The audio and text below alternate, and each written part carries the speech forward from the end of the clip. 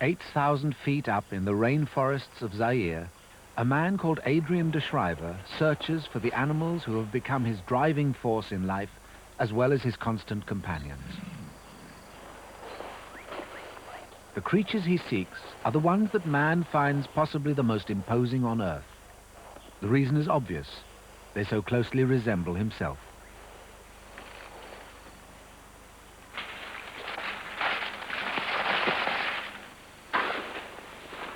They're extremely shy, and the dense undergrowth in which they live makes observation appallingly difficult.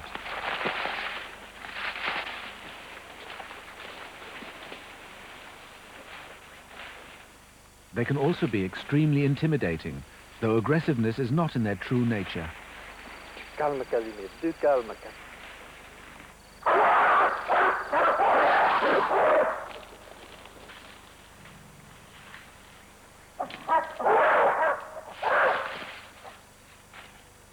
Come. De Schrijver was one of the first people in Africa to get gorillas to accept him. It took him 4 years, and even then some of the adult males still charged him. Du calme, Casimir. Du calme.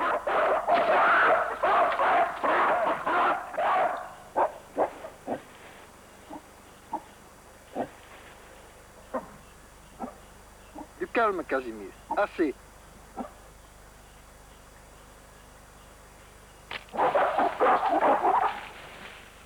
This is the story of a remarkable man and his fight to protect one of the rarest animals on Earth, the gorilla.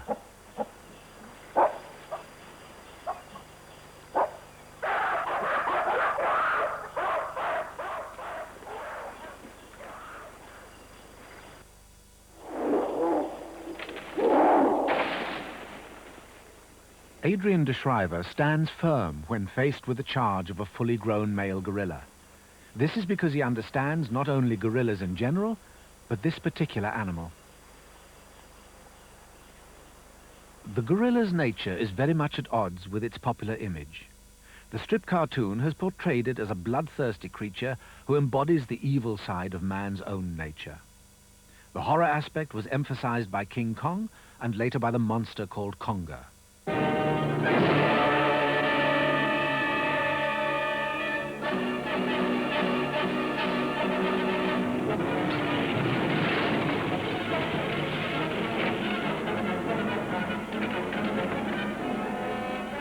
Both Kong and Conga were about 30 feet tall, and though they had a kindly side to them, they were essentially horrific.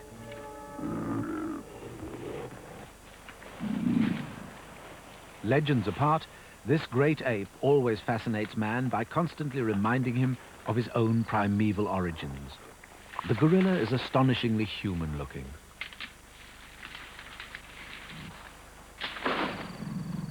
Everything written about its great strength is true.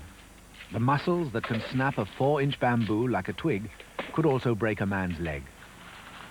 The gorilla does beat its breast, though not for the reasons usually ascribed to it.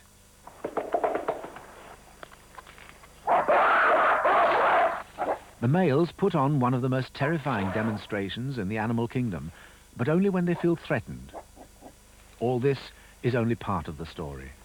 Until recently, very little has been known of the other, gentler, family side of the gorilla's life, largely because of the difficulty of studying these peaceful vegetarians in the inaccessible forests in which they live.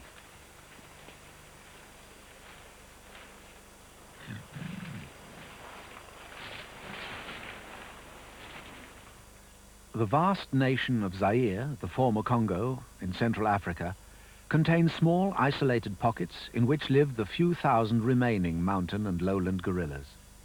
They're scattered over an area 300 miles by 200 miles wide, including the Virunga volcanoes to the northeast. Adrian de Schrijver's group exists in the mountains to the northwest of Bukavu on the Rwanda-Zaire border.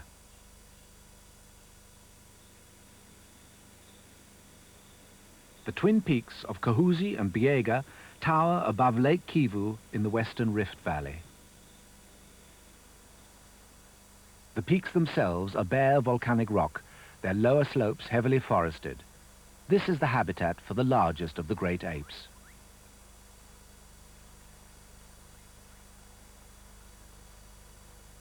The forests are humid and rich in the herbs and vines gorillas prefer. The forests start at around 6,000 feet. Below that, the fertile land has been cleared for cultivation. Once inside the trees, you're in the world of the rainforest. It's lush, dark, and smells richly of wet earth and forest herbs. Only the hum of insects and the cry of an occasional turaco breaks the silence.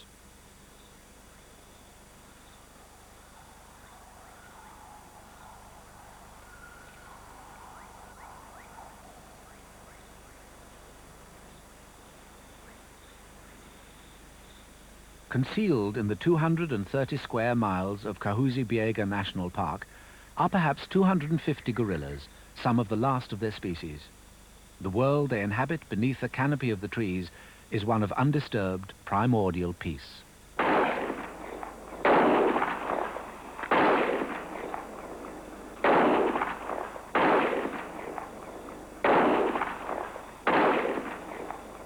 Adrian de Schrijver, sometime hunter, survivor of a bloody civil war, is best described as a man of peace, even though one violent part of his life made him otherwise. A Belgian with plantations on the slopes of Mount Kahuzi, he survived the terrible Congo fighting of the early 1960s, though he saw his farm and home burnt to the ground.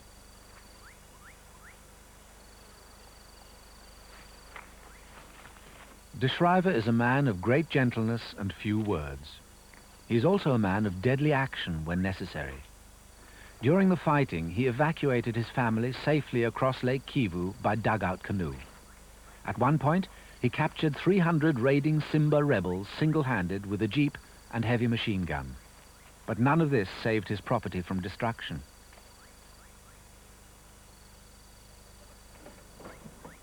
When peace returned to Zaire in 1965, de Schrijver had had enough of violence and killing to last several lifetimes.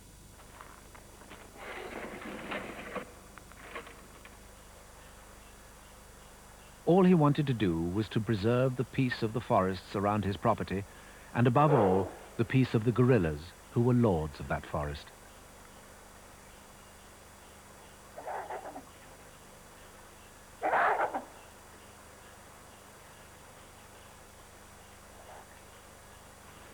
As a former hunter, he knew the value of local trackers.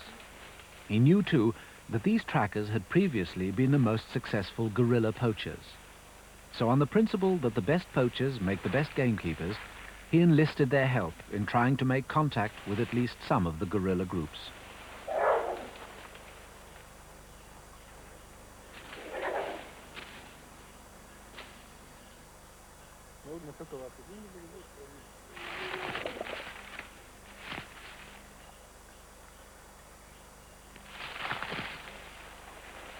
They kept at it day after day, learning a little more each time about the movements and habits of the guerrilla families.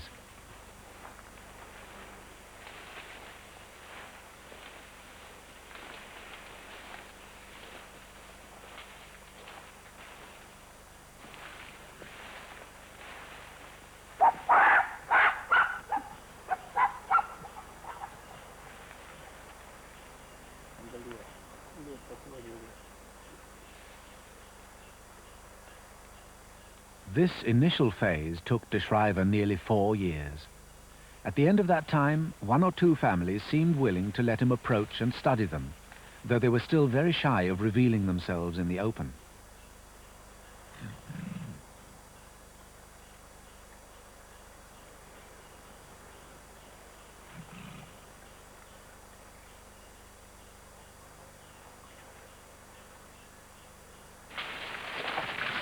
One trick that he adopted early on was that to reassure a gorilla that you meant him no harm, you ate whatever the gorilla was eating. De Schrijver believes that an eating gorilla is one that comes in peace. As far as the gorillas are concerned, the same apparently goes for their distant relative.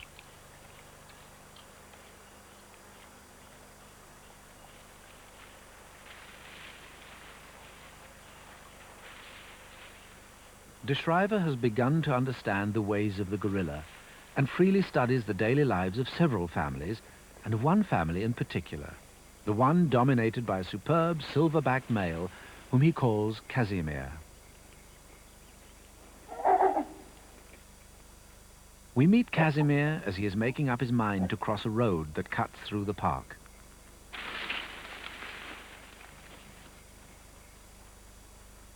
De Schrijver waits silently with his chief trackers, Mushebere and Pili Pili.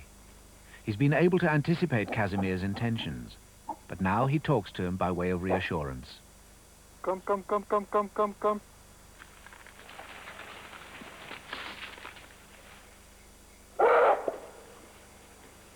Come, come, come, come, come, come, come, come.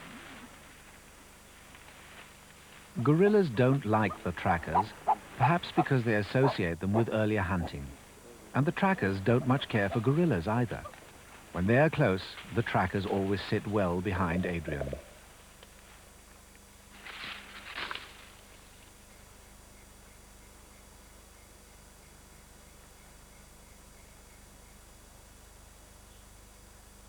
Come, come, come, come, come, come, come, come.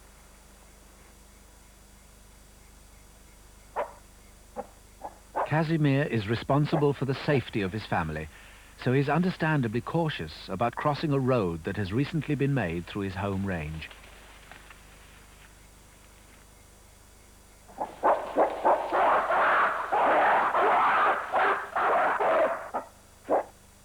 Casimir comes out first and stands guard, all 450 pounds of him.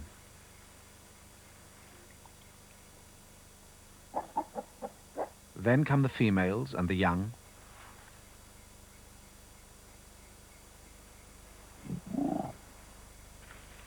The first three are safely up the bank on the far side.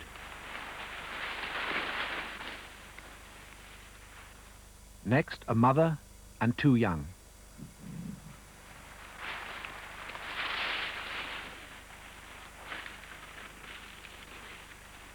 Satisfied that the coast is clear, Casimir is content to hand over guard duty to his subordinate males.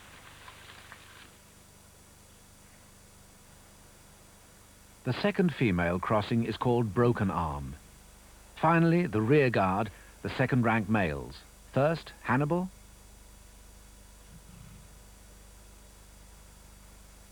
Then a gorilla named after a tracker whose mouth is always open, Musharamena.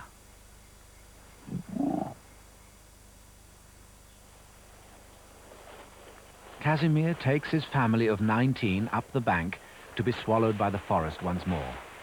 It is Casimir's family with whom de Schrijver has a close day-to-day relationship.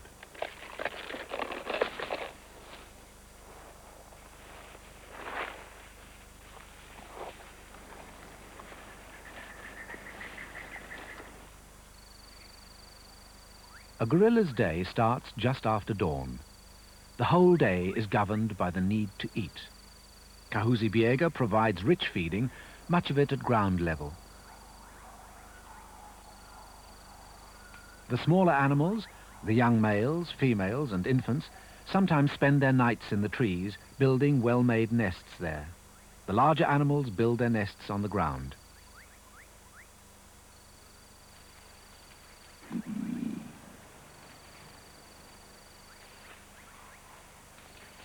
The senior male, Casimir, leads the family from the nest site. He knows the general direction he intends to take them in search of food. During the day, they'll cover anything up to 2 miles, seldom more.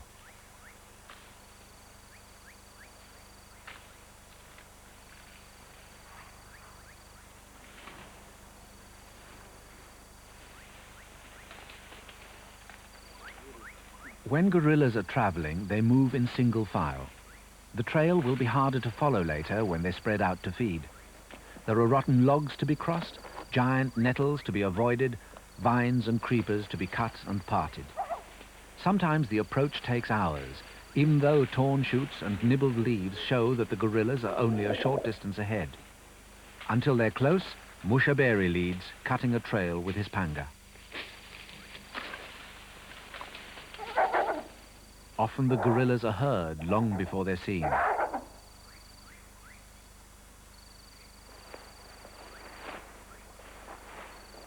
If they are uneasy, they often beat their breasts.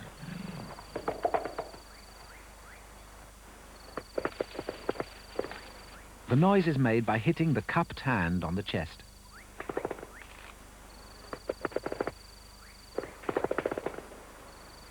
It's not aggression, as many people suppose, but a gorilla's way of releasing tension, like scratching a head or lighting up a cigarette.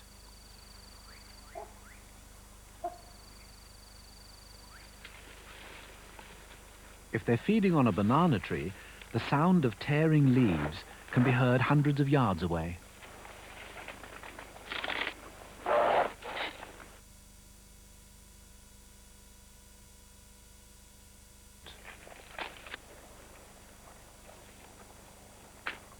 The entire family may spend up to half an hour disposing of this single tree. It's only one item on the menu in a 12-hour day, most of which will be spent eating, eating, eating. It's been estimated that an adult male gorilla disposes of 60 pounds of food, all vegetable matter, every single day of his life.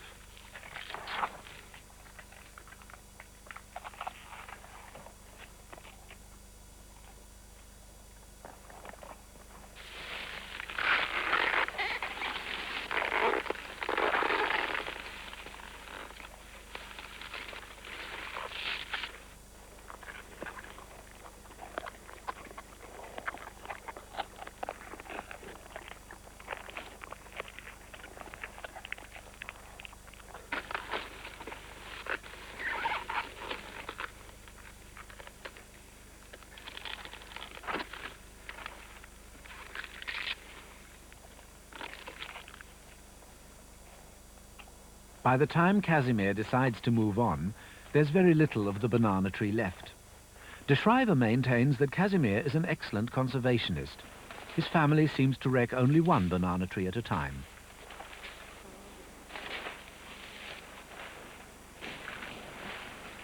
As Mushaberi and De Schrijver follow once more, they pass the remains of Casimir's previous banana tree meals. A third tree has been left untouched for the future. Gorillas are highly selective feeders. They appear to know just what plants they want at any given time of the day and season. They have a large selection to choose from. A list of over 200 food plants has already been compiled. Next on this day's menu is a clinging weed called galium, or bedstraw.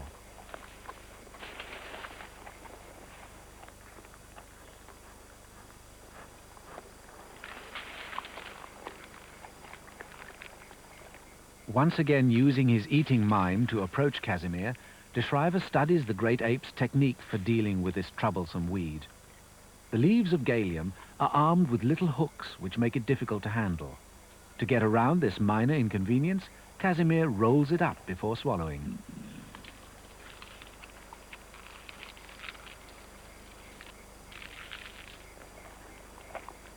After years of contact, it appears that Casimir actually likes to meet De Schrijver, but always chooses an open space in which to do so.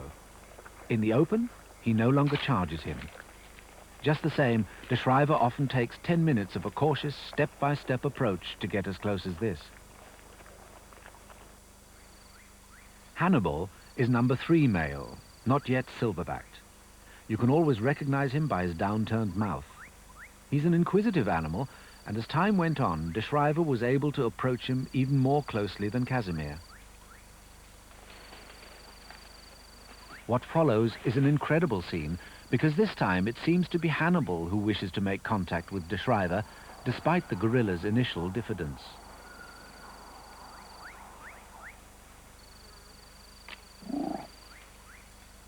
De Schrijver senses that something unusual is in the air.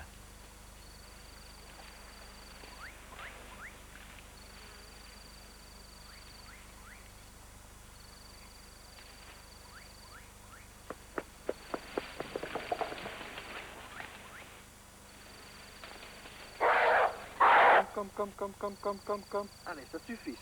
Assez. Allez, come. Du calme. Allez. Du calme. Hannibal is reassured and settles down again, only feet away.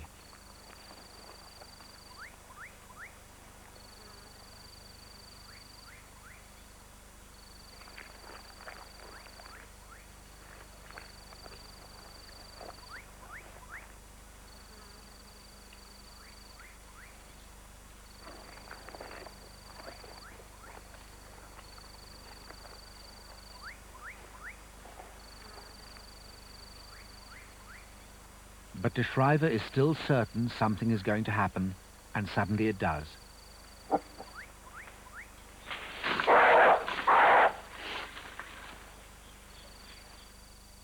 Was this an aggressive move or a desire to make contact?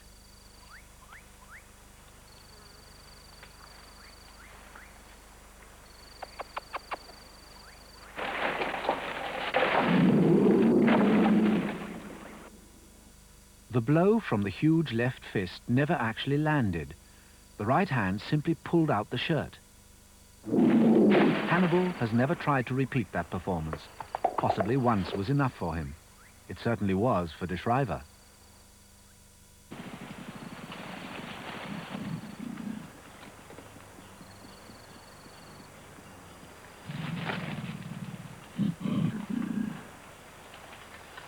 Peace reigns over the forest. The sound of crashing branches and rending leaves stops. During this siesta period, the gorillas groom and relax.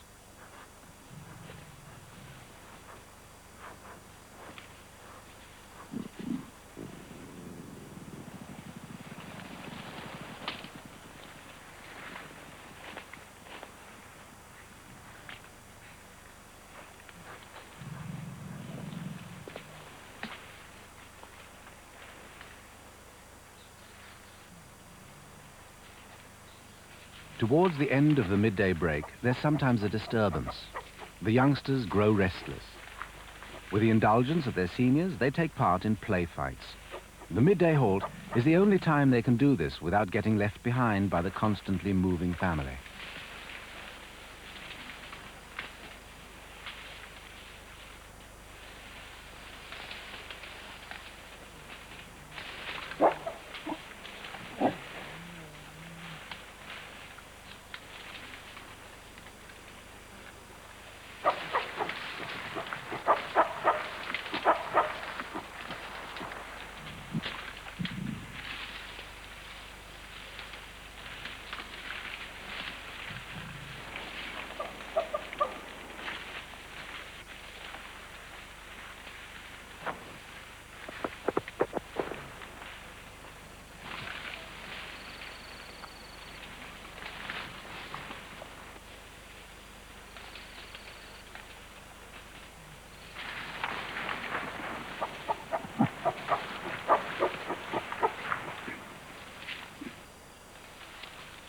De Schrijver's fieldcraft and knowledge of guerrilla habits often enables him to anticipate the next stopping place along their intended route, and he waits for them there. They climb up into the trees for their first feed of the afternoon. What they're after is a parasitic plant, rather like mistletoe.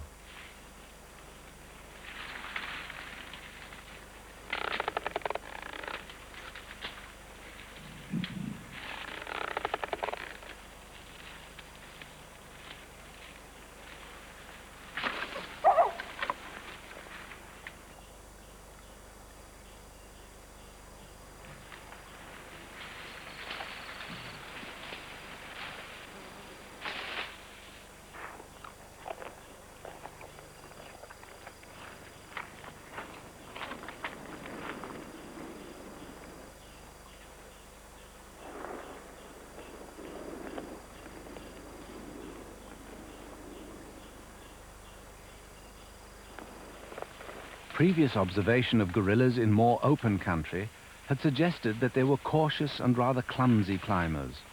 In the forests of Kahuzi, where there are plenty of large trees to bear their weight, they show themselves to be extraordinarily agile.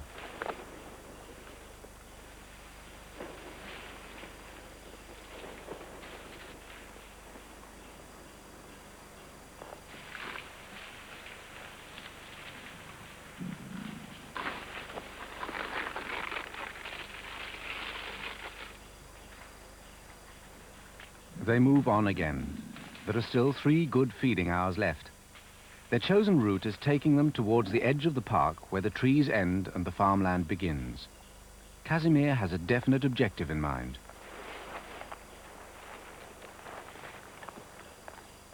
It's very rarely that the whole group emerges into the open together. On a track at the border of the park, the family reveals itself.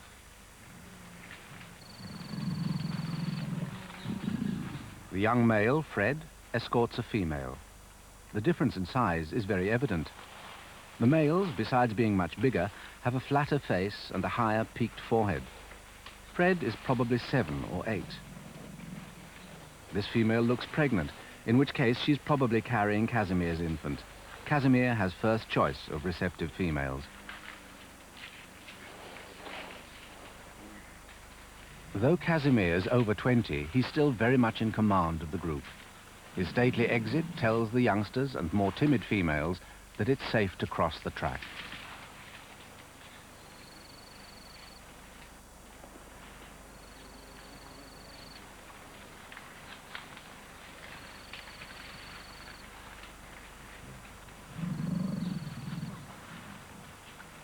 Any quarreling in a gorilla group is usually among the females.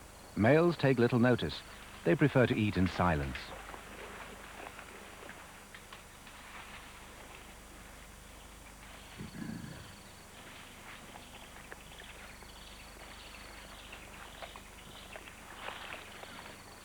Gorillas do a good deal of barking as a warning or to appear aggressive. Sometimes they give a questioning bark as if to ask, "Who's there?"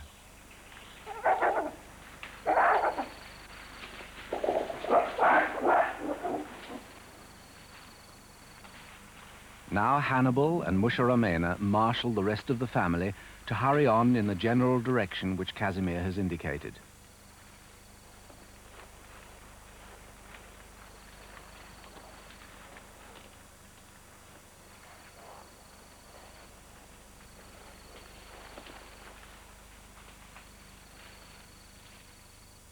The final objective is now reached. A wild fruit called a bwamba is ripe for the gathering. When the bwamba season comes, gorilla groups make their way to certain well-known bwamba trees and pillage the ripe fruits. First, the fruit that has fallen to the ground.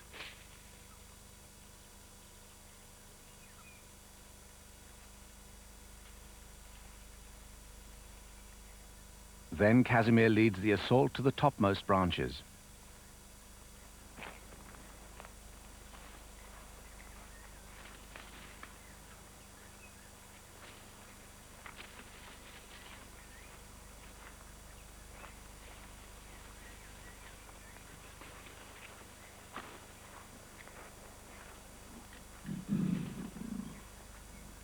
Musharamena follows next.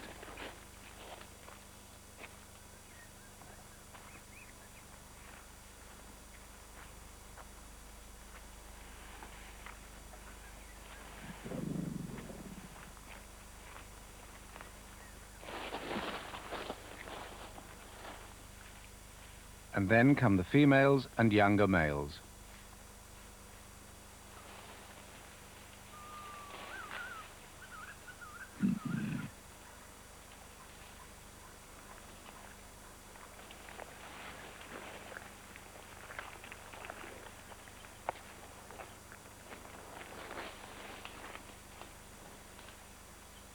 A youngster beats the branches, though it's hard to say why. Possibly in play.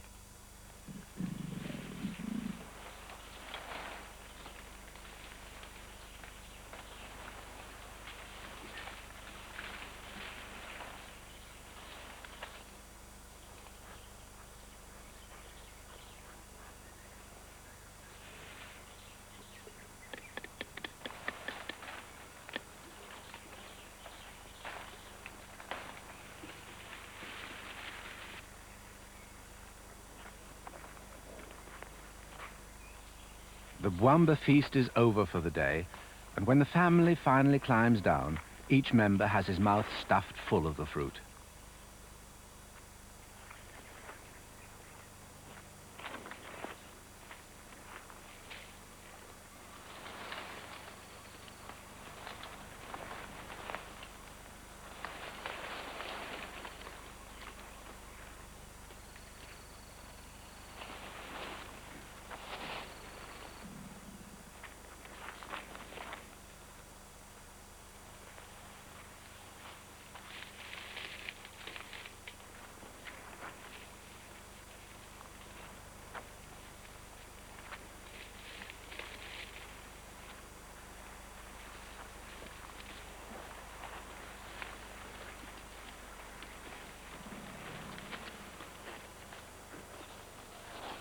The gorillas seldom leave the forest or trespass on the farmland. When they do so, it brings them in contact with the chief danger to their future. This particular subsistence farmer is no direct threat to them at the moment, but these have always been his fields. As long as trees are felled and forests cleared, the gorillas will be on the retreat. Now it's the African farmer who beats a retreat, minus his hat.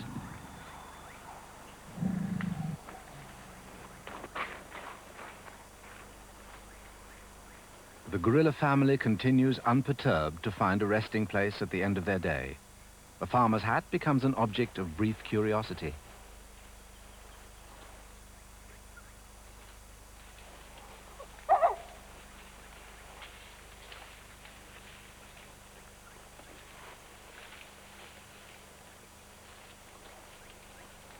After considerable scrutiny, they discard it, possibly because it's one of the few pieces of vegetable matter they've met with all that day that is no good to eat.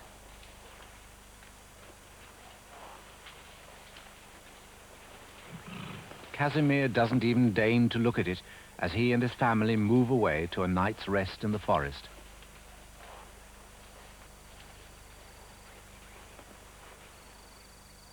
In 1970, the farmer's limits were clearly defined by this vital piece of paper. This is the letter that justified all Adrian de Schrijver's efforts. President Mobutu of Zaire designated the Kahuzi-Biega forest a national park for gorillas. President Mobutu has, moreover, declared that up to 15% of his country will eventually become national parks. So the omens for the Kahuzi-Biega gorillas are good, although the local situation continually needs watching.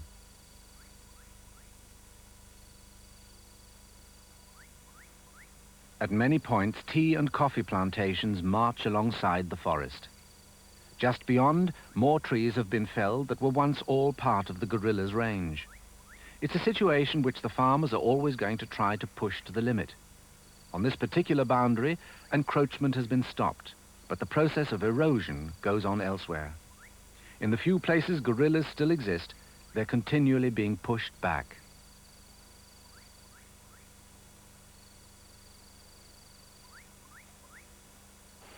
Even close to park headquarters, de Schrijver had problems with intruding cattle. He gave the villagers 3 warnings to get their cows out of the forest, and when this failed, acting on direct orders, he shot quite a few head. His trackers, who had lost their traditional hunting grounds in the park, had a feast.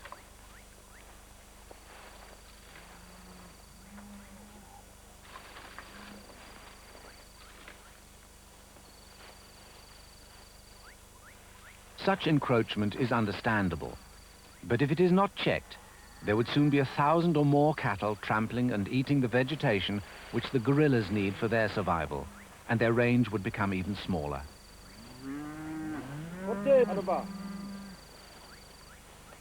The point was eventually taken, and the locals removed their cows, at least for the moment. Poaching gorillas for food in the remotest parts of the forest is a constant threat. De Schrijver had authority to shoot poachers, though he never had to do so, even though his own brother was killed by a poacher's bullet intended for him. There is a tender side to Adrian de Schrijver's nature that is far from being sentimental. This baby gorilla's parents were killed by poachers. Some farmers had adopted her. As warden of Kahuzi-Biega Park, de Schrijver had authority over all gorillas in Zaire, including orphans. So he flew his own aircraft to visit the farmers who had adopted this one. He persuaded them that they must give up the young gorilla. There are so few gorillas left in the wild that it was de Schrijver's duty someday to try to return this baby to the wild state. At the time, he had no idea how or when, and could not have begun to guess how the story would end.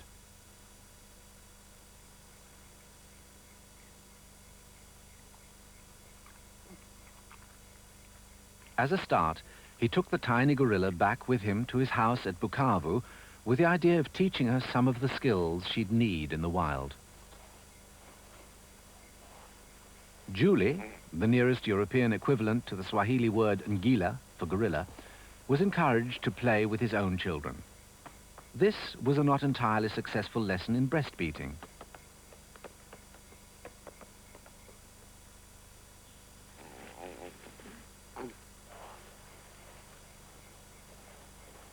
To a young gorilla, a bicycle offers the same sort of gymnastic opportunities as a young tree.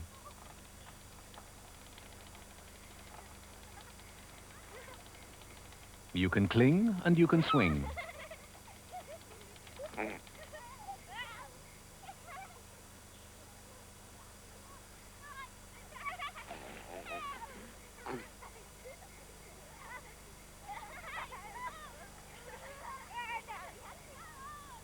Adrian introduced her to the sort of companions she might eventually meet if he ever succeeded in releasing her into the wild, like this three-horned chameleon.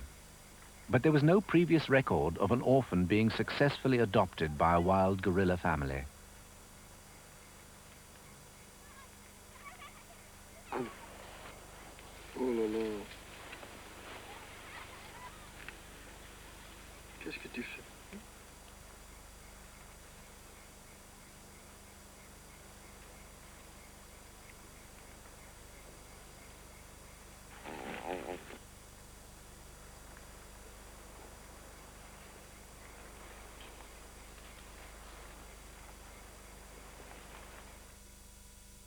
So we agree. Gorillas have very little use for water. They obtain all the liquid they need from the plants they eat. And they certainly never wash. Grooming keeps their hair clean. But there were no gorilla adults to groom Julie, so occasionally she had to endure a bath.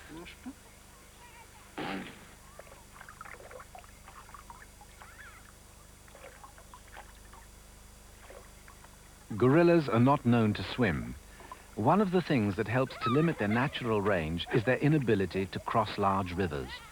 For an animal with this sort of aversion to water, Julie was surprisingly cooperative.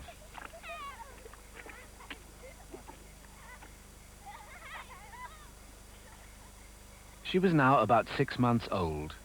Up to 6 months, young gorillas progress faster than humans. De Schrijver had no illusions about the choice that lay ahead: confinement in a zoo or the unknown hazards of confrontation with wild relatives.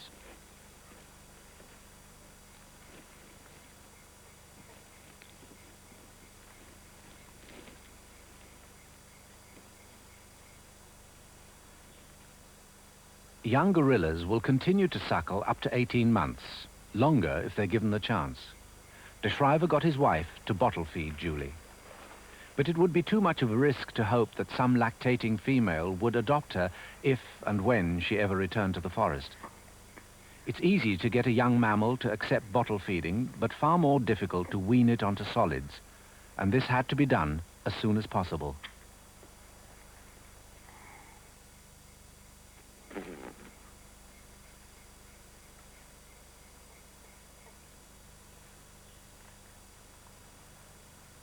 Meantime, while Julie grew in strength, De Schrijver's daily observations of gorilla behavior in the forest continued. It was the rainy season, and now the gorillas had left the bwamba trees on the border of the park and climbed high into the bamboo forests that begin at 7,500 feet. The bamboos provide them with a great deal of protein at this time of year.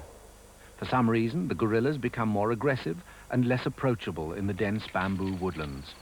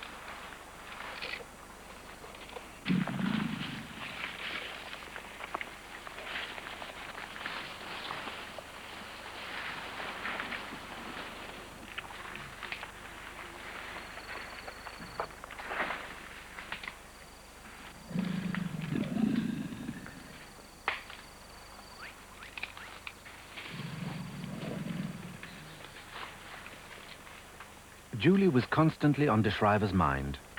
One of the things taxing him was at what age, if ever, he should try to return her to the forest. She could hardly hope to look after herself under 18 months old. Above all, she had to keep learning. So he started carrying her into the forest to get used to its sights, sounds, and smells.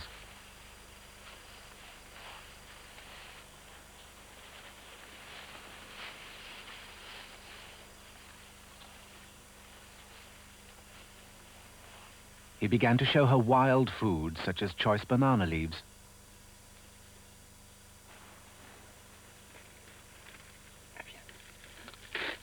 At first, she didn't seem very keen, but gradually she began to chew on them.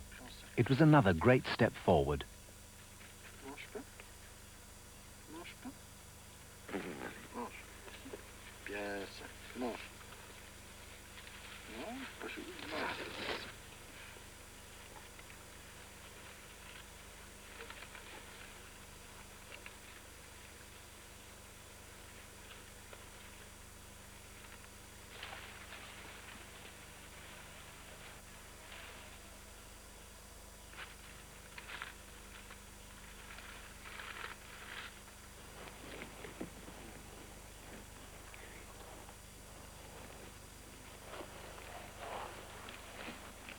As foster parent, de Schrijver next persuaded her to crawl with him, just as she would with her mother when roaming through the forest.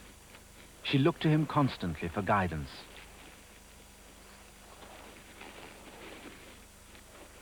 De Schrijver confesses he became completely captivated by her, though he remained realistic about her future. It was no good becoming too attached to Julie. As warden, he was committed to returning her to the wild. The question was, when? De Schrijver had no intention of trying to reintroduce her too soon. He was prepared to wait years if necessary. The forest was far too intimidating and the behavior of gorillas too uncertain to take any chances. What now follows was completely unplanned. One day, de Schrijver decided to take Julie close to Casimir's family to let her hear and become used to the sounds of wild gorillas.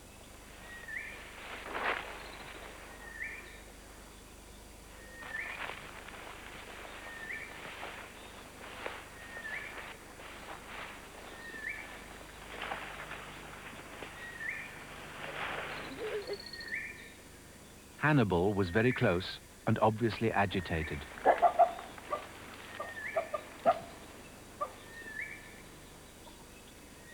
Now, unexpectedly, Julie started to cry. Even de Schrijver began to get alarmed. There was no way he could retreat. The gorillas were all around him.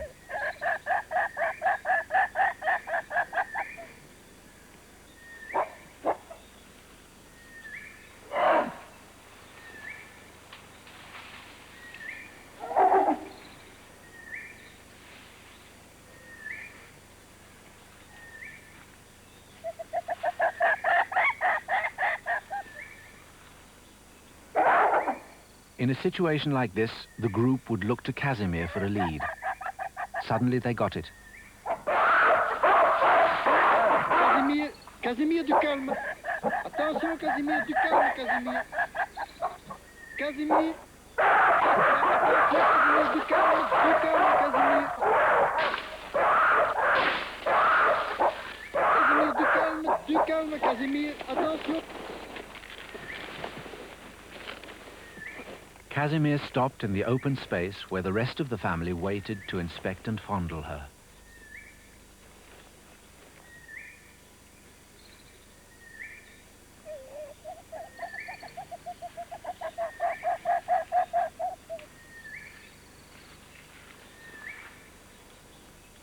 Casimir reappeared briefly to assert his dominance over de Schrijver, whom he may well regard as a rival.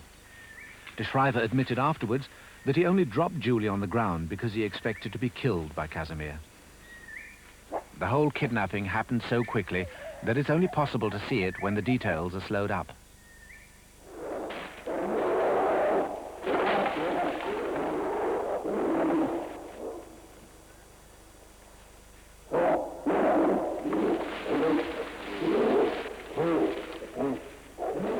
Casimir scoops Julie up, carries her away, and then suddenly drops her.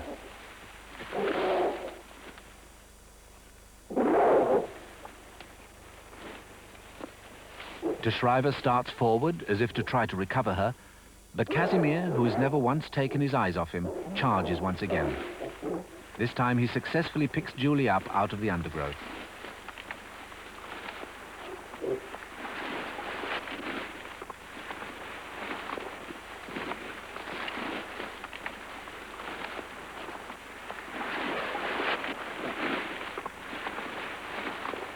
It was perhaps a tragedy that Casimir took matters into his own hands and kidnapped Julie.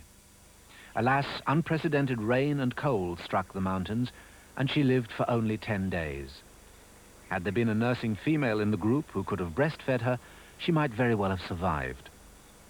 But the one thing that has been proved is that wild gorillas will accept orphaned young. In creating Kahuzi Biega National Park, the Republic of Zaire has undoubtedly saved one of the largest remaining populations of gorillas. Adrian de Schrijver is convinced that other neighboring forest areas are also inhabited by the great apes he has made his daily companions. Since this film was made, several new gorilla groups have been discovered. De Schrijver has now handed over control of the park to a new Zairean warden. But it was the man's complete dedication to the Kahuzi Biega and its gorillas that has made it the great success it undoubtedly is today.